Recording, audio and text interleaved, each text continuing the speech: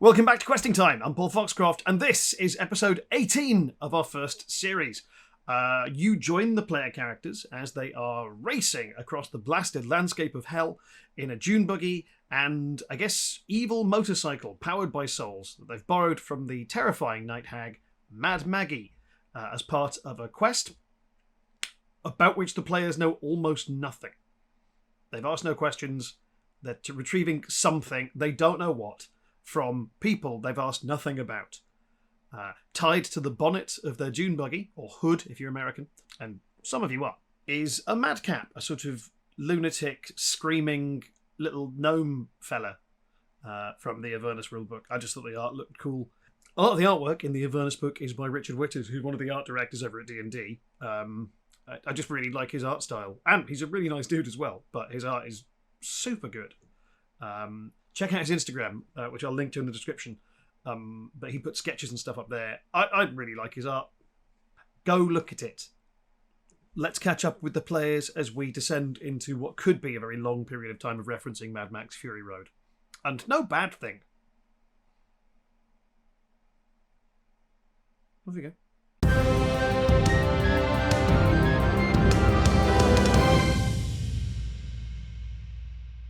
There you are. You're driving across this hellscape.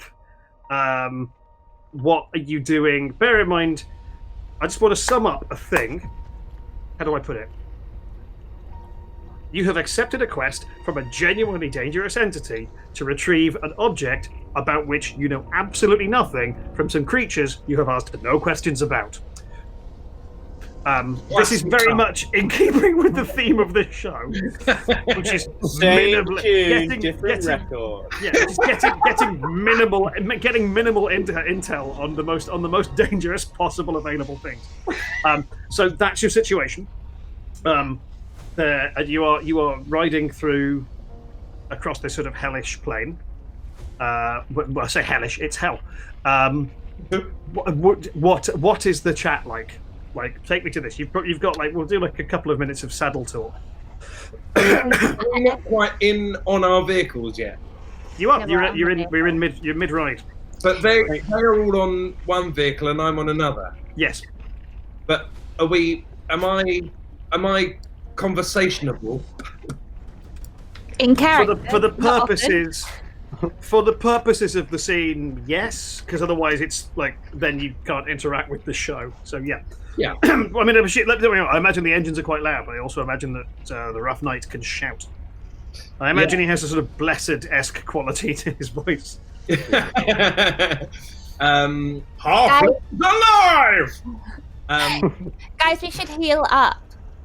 We should heal up. Yeah. And also, I got given a card with an incantation on it, and all of last session I was looking for a moment to be able to ask somebody who understood magic what this incantation was. It doesn't feel to me that necessarily racing around on hell vehicles is really the moment for studious inquiry, but at the same time I really would like that incantation. So if there is any way that that's viable, I would like to do that, but it doesn't really feel like it is viable. So I mean, you can just pull over. Does that not... Once the soul coins are in the machine... They're good for a day. They're good for a day, right, so we can pull over. It's like a Boris bike. Yeah. Which are also powered by human souls. Yeah. In their way, yes. Okay, well then I indicate to everyone to pull over by... Shouting? No, not by shouting. Because on my vehicle, I get, for a free action, the opportunity to try and do a stunt. Yep. So you do. That is a thing. I'm going to attempt to do a handbrake turn into a donut, into a J turn, so that I am now reversing at the same speed they are, so that I'm facing them but travelling in the same direction as them going backwards. Great. Cool. Make a dexterity check using the bike's dexterity. Yeah. But you get, because you're proficient with land vehicles, you add your proficiency to that. So it's a D20 plus 7. Yeah. Lovely. Okay. Oh, boom! 1926. Great. Yes, you pull a handbrake turn, and you wind up riding in the same direction, but in reverse, directly facing the dune buggy. So yes, you are now face to face with the rest of the party, albeit you cannot see where you're going. Okay, I slow ever so slightly and slip it in neutral, and now their vehicle is pushing my vehicle. Okay, sure, yeah. Because I'm annoyed, I just brake.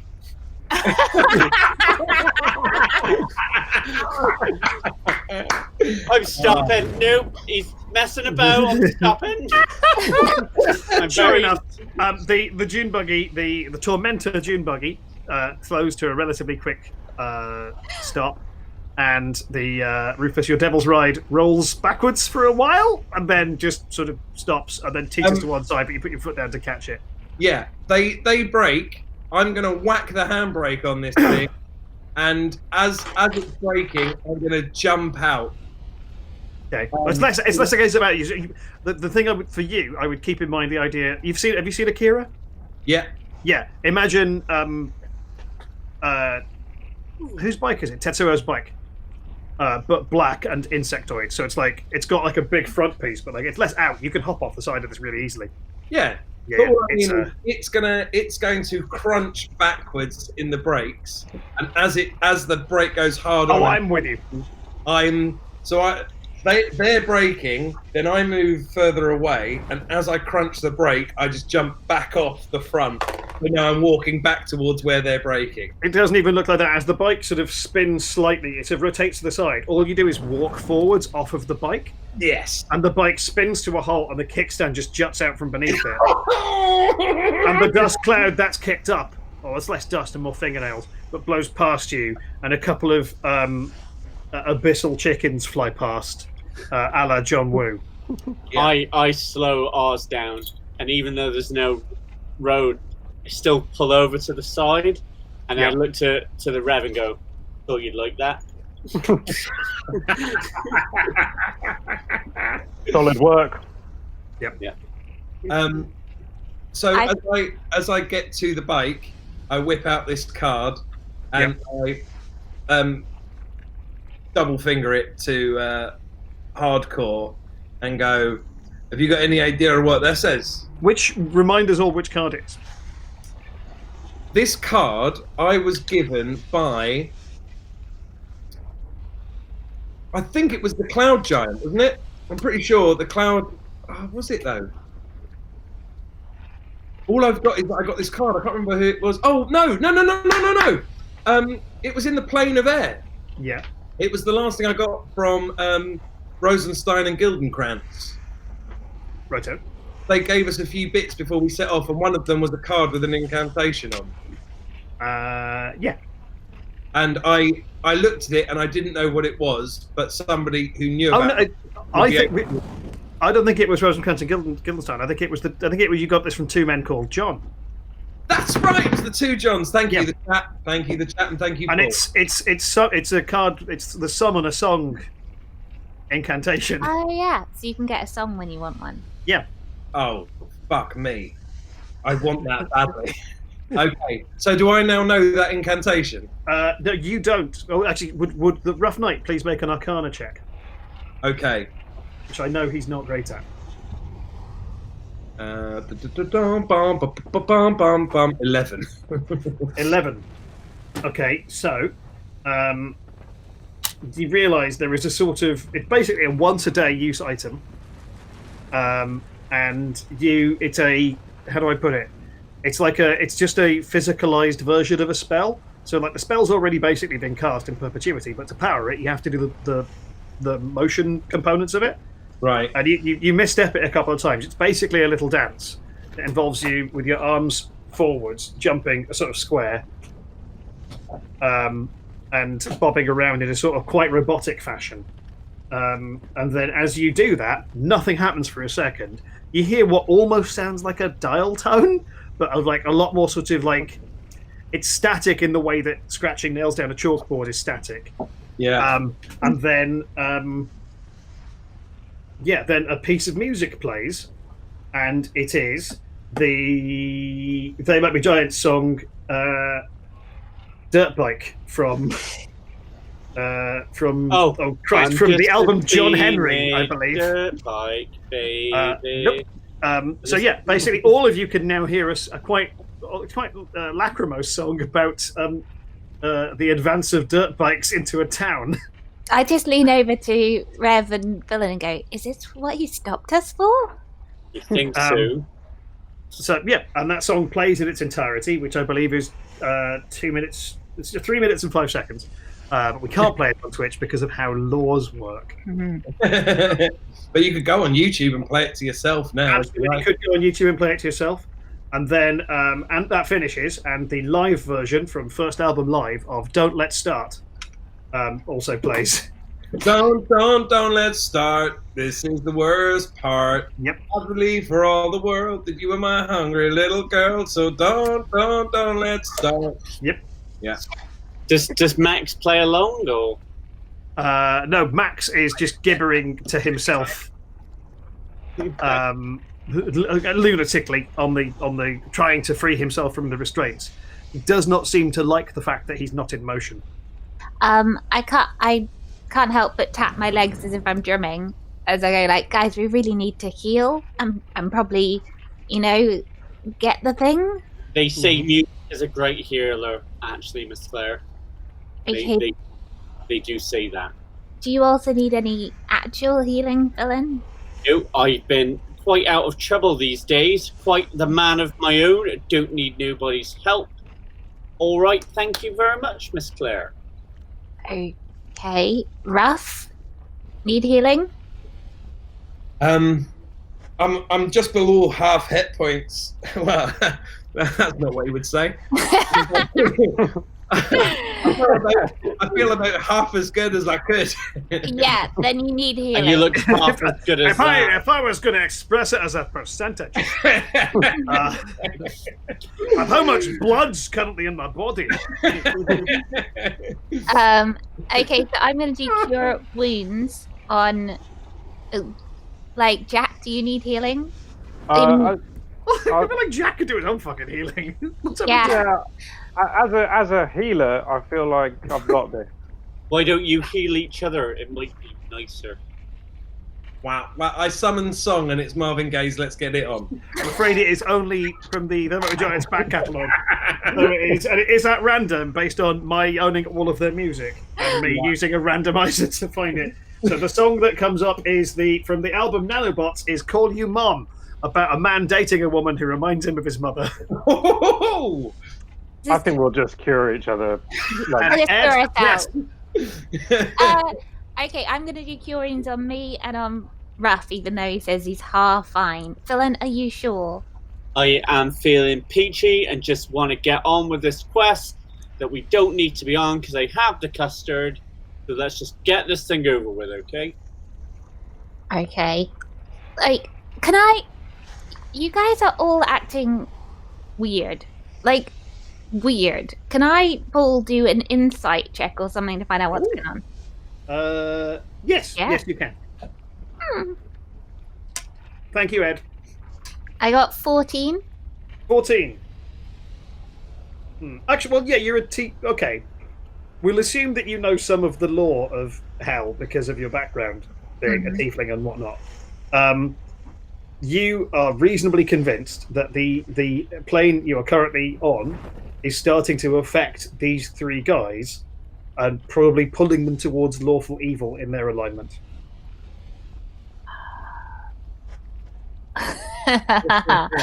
Oh dear. Yes. Do I know if that's permanent damage?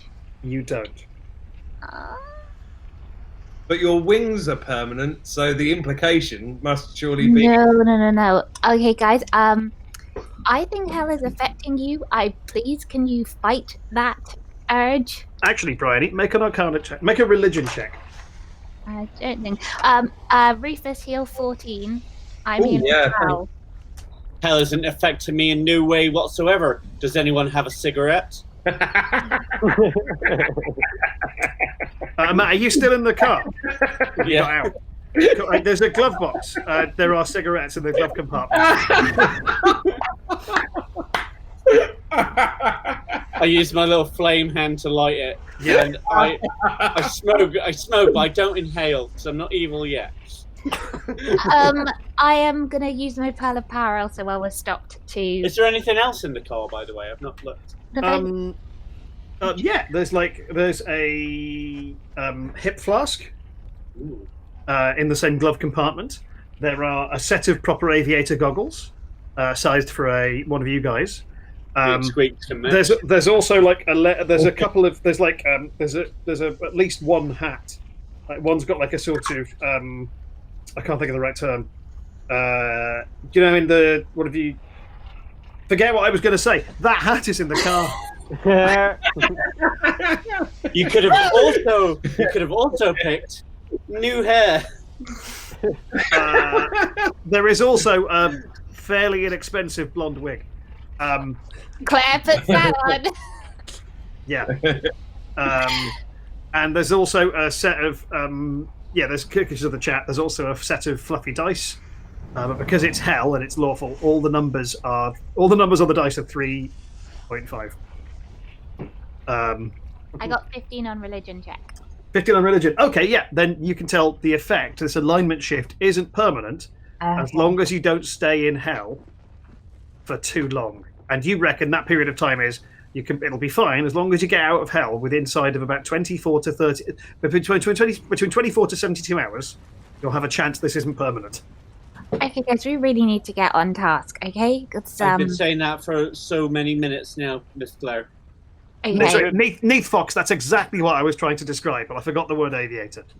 Do I see Phillin? Do I see what Phillin's pulling out of the glove box? What, cigarettes? Well, it was the hip flask. Yep. I go and take it.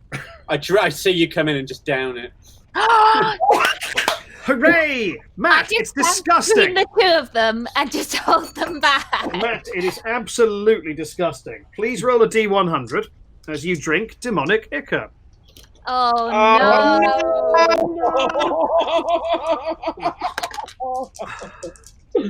I got 80.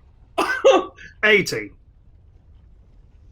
80 or 18? Yeah, 80. Excellent. Phillin becomes thin and skeletal. Your entire body weight halves, and you now have basically now just skin wrapped around bones. You look intensely weird, but this is not an illusory effect. It is a permanent shift in your character. Oh my god! And you drank it, so do it again. You've gone 3 skulks. I don't like this place. No, neither do I. I got a 10 this time. Okay.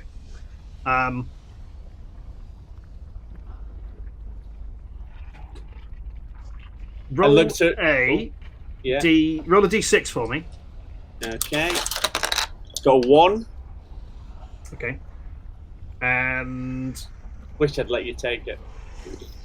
Okay. Your eyes are now featureless and blue. So your eye like iridescent blue. So you have no pupils, no irises. Your eyes are just blue orbs. They function completely normally, but they're now glowing blue spheres that sit inside your head. Phillin, please stop drinking that. There is more left. Please. You haven't sculled it, but like. I'm gonna have another drink because why not? I'll get much worse now. In for a penny. I bat it out of his hand, Paul. I look at Richard and Matt make a contested dexterity rolls to see who gets there first. Rich, yeah, because are you still in the car, or did you get out to heal? I feel like I got out to heal. Then and also... you're making this roll at disadvantage.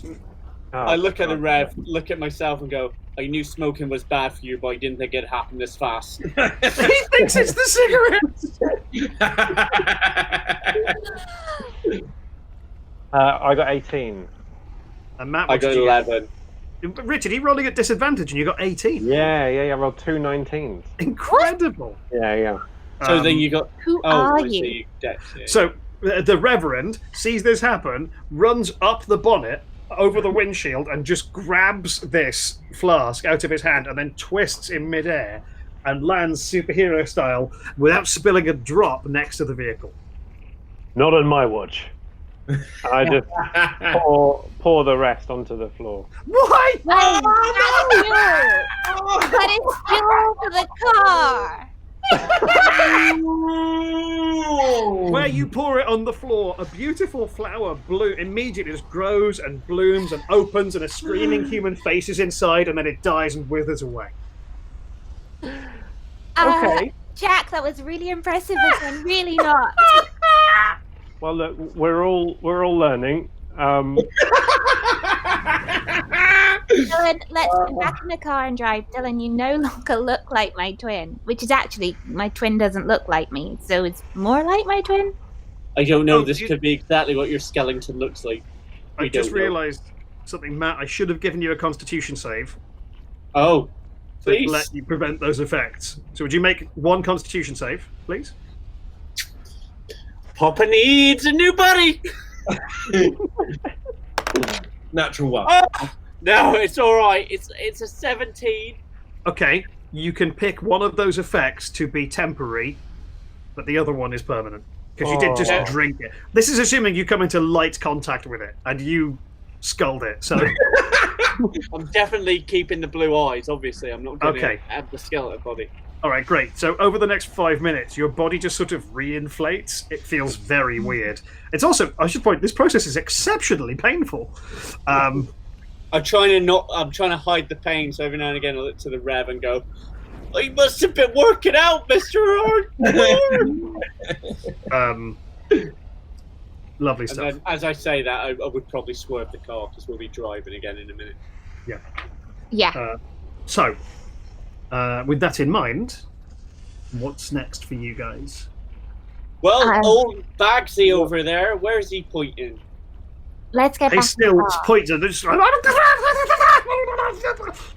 car.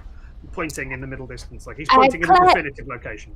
Picks Phillin up, say, "Can we get driving?" and just pops him back in the driving seat. Guys, we gotta get out of here, or you are all gonna be like this forever, and I can't cope. Okay. Just 1 second. The rough knight walks out of shop. He's always looking off. It's not here. What's wrong with us like this, Claire? Why are we so bad? Yeah, I do feel no different. It's a dusty landscape, so you would normally mask up, right? Mm. It does seem like the responsible thing to do. It seems like the right thing to do is wear a fucking mask. Yep. So, Genuinely, just as a quick sidebar, I know the government has just announced that live shows can happen again from August the 1st, albeit with limited audiences. And for anyone who's thinking about Question Time live shows, well, I'm not considering that for the short term for two reasons. One, I haven't had a chance to talk with the Phoenix about what the regulations would be and what they would mean for the show, because the Phoenix, while it's big downstairs, has a bottleneck entrance. And also, two, I think if I did put a live show on, I would like to think that the Questing Time audience would be too smart to come to the show. But the cast would not be. 100% no, we'd be there desperately fucking craving attention. But no, I think it's dumb. I think it's probably too soon. But what do I know? I'm only a man who studied biochemistry. Got a tea towel near me. Yeah. Wrong side, Rich. Wrong side. Shit, you're right. Thanks. You're right. Thank you, Stormy Robot, for the subs. And yeah, Rob saying it applies to the Wi-Fi Wars gigs. Yeah, it's government guidance is great, but I can't help but feel that it's also vastly stupid. Anyway, enough of the veiled critique of our government. Let's get you guys all fashion masks out of your clothing and looking more like a weird set of bandits than you ever have. Presumably, I hope, drive off into the further into the desert. Yes. Yes. Post hate. Can everyone make perception checks, please? As you drive through the infernal landscapes, you go past these sort of like spires of rock, which you realise have decaying human souls tethered to them, being tended by the occasional devil. You ride past what appears to be There's like a tower with a sort of glowing white orb at the top of it, which is just electrocuting demons that come too near it with bolts of lightning. There's a whole bunch of weird stuff you're driving past, much of which you don't have time. There's a huge, you can see in the middle distance to the east, there is an enormous, how do I put it, sort of floating orb of mouths, eyes, and random flesh chained by thousands of chains to the ground, being tortured by devils. But still, you ride on. Perception check results, please. Your 6. Is that a 5 from the Rough Knights? Richard? 10. I got 21. The rev is rolling tonight. Great. So, the Rev is stood up in the vehicle and sees where Max is pointing. And sure enough, what you can see is ahead of you, like in the middle distance, it's still some distance away, you can see a large infernal war machine like the one you're in, but much bigger and longer. This one has a sort of articulated truck vibe to it. So it's a heavier sort of, almost like a tanker at the back. It's not articulated, but then at the front of it there is an enormous, almost combine harvester thing, spinning blades on the front. You can see a couple of turrets on the back of it, and you can see a few figures clambering around the outside. Flanking it are a couple of there's one little dune buggy and a couple of other motorcycle-looking things, and you can see this thing ploughing its way across the landscape, like 90 degrees to you. And you can see this is definitely the thing Max is pointing at. You can very clearly see this, and sure enough, the Reverend presumably relays this information to you guys. And then you can see that Max sees this. He's also seen it, and he kind of goes, he stops pointing and just goes, and then starts pointing like little further than 45 degrees off to the left. And you can, Richard, with that, you work out he's working out an intercept course. Okay, right, got you. But you can see it now, and if you point it out to the rest, they can make it out through all the various bits of smoke and billowing dust and shit. I imagine the Rev relays this like a sat nav. Yeah. We're turning 45 degrees to the left. You will find that the crazy bagpiper we have on the top of our vehicle has pointed 46 degrees to the right. Please follow his directions. Alright, fuck it. I realise there's a little stick that makes things go faster and slower. I'm figuring out a car, basically, and I put my foot to the floor and follow the line. Right. To be clear, saying fuck it and then following directions is like the opposite of fuck it. But it's also the most Phillin thing. Yeah. I'm lawful evil, Rich. It's true. So you are now driving rapidly. You're driving uphill towards a sort of rocky outcropping that, with the light of the sky behind it, looks increasingly like the sort of a hand reaching out of the earth. There's billowing smoke all over the place. You're driving through sort of low-lying clouds, and you realise that as the smoke clears, you are driving. This is exactly where Max is telling you to drive. You can see like a small little trading post, and you can see ahead of you a bunch of devils setting up stalls, and there's tents and things. And ahead of you, directly ahead of you, are a bunch of cages, each containing abyssal chickens. And there's two devils carrying a pane of glass. And there's an amount of panic happening amongst the devils as they look up and just see this dune buggy and this bike riding up through their settlement, and a bunch of devils skitter around. And sure enough, the dune buggy is ahead of the group a little bit here. Let me rephrase. The motorcycle is more able. The devil's ride is much more able to scoot through these obstacles, but the dune buggy just slams into the this pile of crates and cages. Abyssal chickens fly everywhere. A stall falls over, and the only watermelons that were in hell are smashed on the ground. You guys, your ride is now, there's like about 10 abyssal chickens stuck to it. And abyssal chickens, by the way, I've got a picture of them somewhere. Imagine a chicken that made of leather, with no eyes and a screaming mouth. Grab me one of those chickens while you're up. As we pass Paul, I just wave my arm, and it says, "Have a magical day." Deduct 5 gold pieces from your inventory. Worth it. Worth it. Every time. Worth it. Yep. Here we are. Here is a. Let me keep my page. Here is a picture of an abyssal chicken. That thing, those two, the top of it, see it's split at the top. There, its wings. Oh. Designed by Richard Witters, who's a lovely man. Terrible brain. Otherwise. No, he's great. So yes, you then smash through this plate glass, and then Matt, you realise that Max is directing you to drive towards what is effectively the edge of a cliff. Can you make a dexterity saving throw for the vehicle that you're in? Okay. So your dex bonus. Thing, Your dex bonus, Matt, is you're at +2 for the Tormentor. Yeah. And Rufus, yours is plus. That's the wrong one. Well, Paul, I was Yours is gonna +7. I rolled 16. Thank you, Matt. Rufus? Is it a ravine, this cliff? Like, how far is it from the side we're on to the other side? There isn't another side. There isn't another side. No. I won't try jumping it then. No. But, so, Matt, you got a 16. Rufus, yours is you're D20 +7. 16.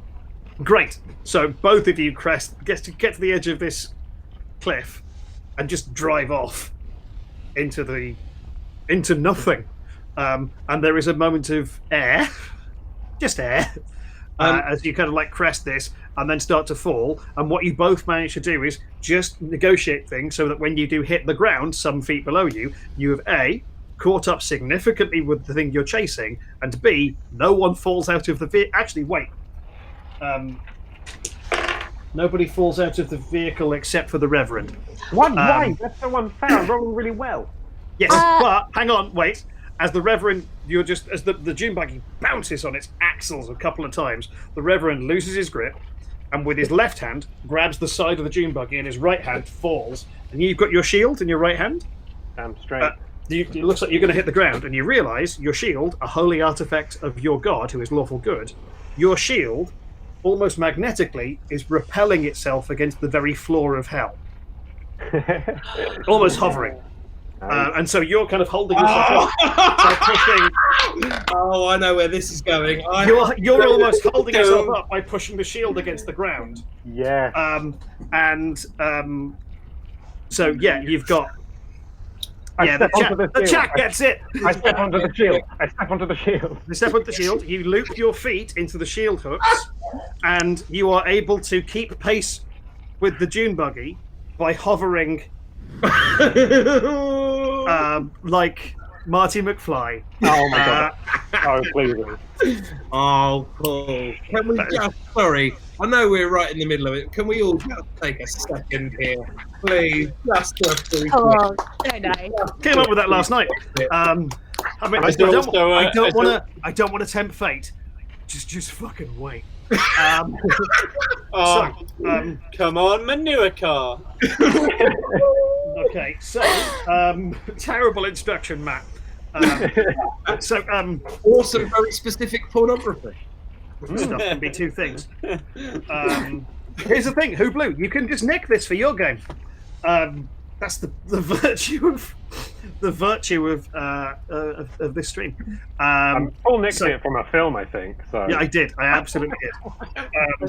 It's a new thing, Rich. You may not. You won't get it, Rich, but your kids. Oh, come on. Joke twins. Yeah, we both like. Now, as you do that, Rich, you're kind of like, in fact, Richard, make a wisdom saving throw. Reverend, what is happening? This is amazing. That's a rough Elves 20. go your place. 20, good. I'll say this because you have enjoyed that so much. You are now lawful neutral. Ooh. You're shaking off. It's also because you're kind of literally grounded by what is effectively a holy artifact. Yeah. Okay. I'm going to also say, so as that happens, you look to the fore and just pull yourself back to the side of the dune buggy as a harpoon slams into the earth next to you, and you realise you are close enough now that you're just on the edge of long range with this truck that you are chasing down. You can see a bunch of demonic figures on the back of it shouting. You can't make out what they're saying because it's now quite noisy. So the way we're going to do this is a chase. I'm going to use a little bit of a homebrewed set of rules. So you are a bunch. You are currently, as a group, you are 5 units of chase behind this thing. So the drivers, you get to make a contested drive check, which is just dexterity rolls using the stats of your vehicle. Nice. Against the driver of the other vehicle, but Just rolled that. spells and tactics, anything you come up with, will also affect this. And there are a bunch of other road hazards I'm going to run you through. I've worked out a little route this is going to happen on. So there are there's stuff that's going to come against you. It's not just driving. Other players. So we're going to basically roll initiative. Yeah. It's going to be a loose combat scenario. Mainly using the stats of the vehicles, but if you're, for example, riding shotgun, you might want to cast spells or try to board the vehicle or whatever. But we're going to keep it nice and fast and loose, but think cinematic. So you're currently I'd say the very edge of long range of the harpoon guns, so that you're at disadvantage for aiming with them. But these guys have absolutely seen you and have clocked you as a threat. Can I just say, Rufus, did you add the 14? I did. Okay, good. Yeah. Just saw the chat. I now feel about just under 3/4 well. Good. I rolled a rough 20 on my dex for the vehicle. All right. Okay, great. So the way that works is, by the way, so we'll do it like this. If you succeed on the check for driving, you gain a length. We'll call them lengths, because I think I nicked that from Feng Shui. But if you succeed on the check, you gain a length. If you fail, you drop back a length. And if you crit, you double the benefit. Right. That seems simple enough.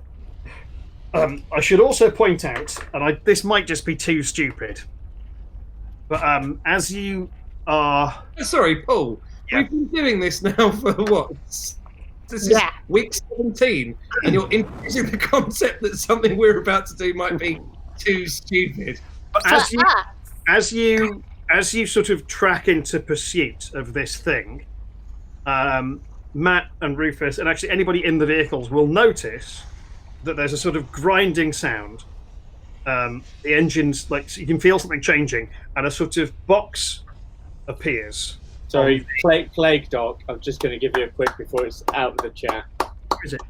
Dungeons and Wagons. Just Nice. made me. Very nice. So there's a shift on the dashboard. There's a little sort of box creaks open, and there is a little red button next to it. And there's no indication at all what that does. But then you were very aware, ahead of you, you can see this sort of awful wagon thing. I need to come up with a name for it. Oh, the Eviscerator. I've called it the Eviscerator. You can see the Eviscerator, and you can see ahead of that on the road, you're aware you're on a bit of well-travelled road now. It's not like a proper road, but it's in the way roads in the desert are. There's rougher terrain either side of you, and this is proper road. There's rocks and stuff, rocky outcroppings all over the place and what have you. But ahead of that, about 2 lengths ahead of this vehicle, you can see a row of floating golden boxes with question marks on each face. Just hovering in a line across the road. Oh, man. And for heaven's sake, to answer you, I listened to Petals to the Metal about a year ago. I haven't re-listened to it, but I've just been listening to some Adventure Zone this week because I love it. So, yeah. I mean, we're obviously driving. A bit chaotic. So, let's make some initiative rolls, friends. Already did. 17. Okay. 18. Oh, 19. Oh! 17 as well. Rich, your dex is -1, right? Oh, do I hit? Was it Dex? I thought it was initiative. Oh, I think so. No, it is, because you and Matt are paired. So Right. Yeah, my Dex is -1. Yeah. so it just means the lower dex. If it's matched, the lower dexterity bonus goes second.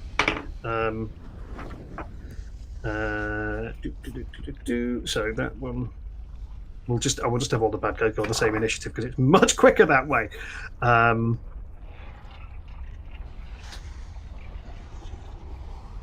For now, at least. Cool. All right. So on initiative 19, Briony, is there anything you would like to do? So are they in range? What? How far away are they? We'll say a length is like 20 foot, so they're about 120 feet away for now. Oh, they're too far. So can I get them with the harpoon? Or no. You can, but it's a disadvantage to attack with it. Okay. And none of my spells are that far range. I don't think so. I imagine the first couple of rounds of combat will be a little light. And if you've got anything preparatory you'd like to do, like now would be a great time to cast Mage Armor, for example, if anyone had that. I've already used my Pearl of Power, or if not, can I do that now, please? Yeah, you can. If you've used it already, then would like to have done so, then yes. Yes, please. So I'm going to do that as my turn, so I get another level 3 slot back. Lovely stuff. Great. Ruff, I'll take a drive roll from yourself. Thank you very much. And you can also use your bonus action to dash. Yeah, unfortunately, 2. Oh, no. Okay, so you want to use a dash to keep pace. Yeah, I mean, look, it's just a shitty roll, isn't it? So I want to do whatever it is that gets me, close or makes it as unshit as possible. I should point out you're making the deck. Actually, the drive roll is contested, isn't it? Cool, okay, so if you use your bonus action to dash, you basically stay level. Okay, yeah, I mean that's great. Thank you. Right, so just as a quick cheeky bonus action, because we used the flask because we didn't know what it was. If I breathe on the soul slot, is my breath noxious enough to nitro it a little bit? It is not, but you also do have a petrol can full of demonic ichor that you are saving for healthy, and you could maybe use some of that. Yeah, I'm going to use a teeny bit of that. Great. At which point... with caution, without getting it on anything or anyone. I'm not going to make you roll to not spill it. But sure enough, you pour some into the soul slot as your bonus action, and now I have to look up some different rules. Hang on. And yeah, the engine just starts to scream. Do me a favour. I look at the Rev and Claire and just laugh when that happens. Just roll a d20 for me. 7. You're fine. Nothing explodes. But you'll be doing that every turn. Yeah, and the vehicle doubles its speed. So I'm going straight for those Mario things. I want you to make a drive check for me. Okay. 19. 19. Right. So what you do on that turn is you close 4 legs. Wait, what? Everyone else heard that, right? That was really weird. Is that you, Rufus? What? It was a car. There's a car going You past said someone's drive window. check. I thought someone had done a sound effect. So It was a real car. everyone heard it. It's fine. Twitch is just doing our freelance sound effects for us. Implications thereof. So yeah, what happens is, Rich, I need you to make a strength check. Okay. That's a natural 1. I suppose it was going to run out sooner or later, wasn't it? As soon as you go lawful neutral. As the vehicle accelerates with no warning, it just doubles its speed. You go, whoa! So you're on a disc, floating, spinning around. Rufus, can you make a dexterity saving throw? We have rope. Yeah. Can I tie rope onto my harpoon, the bottom of it, slide down? Okay. Let's see what Rufus does. That will anchor us. Hang on. Oh, fuck me. 4. 4. Okay. Rich, could you also make a dexterity saving throw, please? Right. This Oh goes my well. god. Fucking hell, another natural 1! Oh shit! Rufus hits you with his bike! Wings, Claire, wings. Yeah. What is happening? Paul, can I please try and help? You can. You absolutely can. Give me 1 second. Right. So, Rich, I'm afraid you slam into the front of the motorcycle. So basically, what's happening is the Rough Knight is going to go, oh no! I'm trying to preempt your movement so he can swing by you and grab you. And They're definitely looking at each other. It's it's two people trying to avoid each other in a corridor. Yeah. Oh, she's like, smack. And so, Richard, you take 8 damage from your collision with the motorbike, which could have been much worse, and are flipped up. Bear in mind, your feet are still attached to a magical shield. At which point, Claire? Yeah, so I'm going to tie the rope to the bottom of the harpoon and then fly the end of the rope to the rev. You know, but it's more like a jump, like say Vin Diesel jumping from a car to a tank. So just, please. Pardon? is it Make a dex save. tethered to us? Just so you can make your way back, Claire. Is it tethered to us? Yeah, it's tethered to the harpoon. Yep. Oh, 7? I should point out, I think most of you have inspiration, just to fact helpful. Ah, Yeah, can I use inspiration? Please. Yeah. Oh, that's better. 18. Right. So Claire, here's what actually happens. You've got the rope is already fixed into the harpoon. It's not rope; it's also chain because we're in hell. Okay. So the harpoon is attached to chain. What you do is you grab the harpoon and pull the trigger, and fire yourself at the Reverend in midair, or just past him.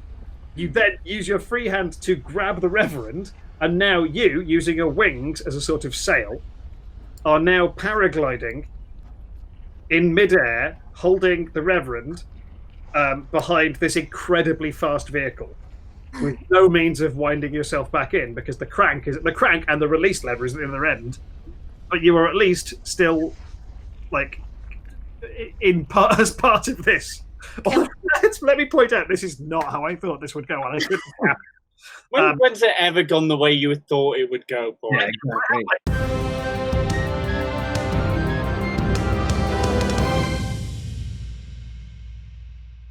I'm not kidding. That is not how I thought it would go. I figure this would be cleaner. What we have currently is Phillin driving a dune buggy with a length of chain stretched out to the back. Claire holding onto the end of that chain in one hand, her wings out, catching air, and holding the Reverend up with her other hand, while Ruff is ploughing along on an infernal motorcycle as they chase down a much larger tanker-style vehicle bristling with weapons. Well, you'll find out the rest of it next time. Thanks for sticking around. Please like and subscribe. Thank you for watching to the end of the video. Pop a note in the comments, say hi, and we will talk to you soon. I say we. I mean, it's me, innit? Bye.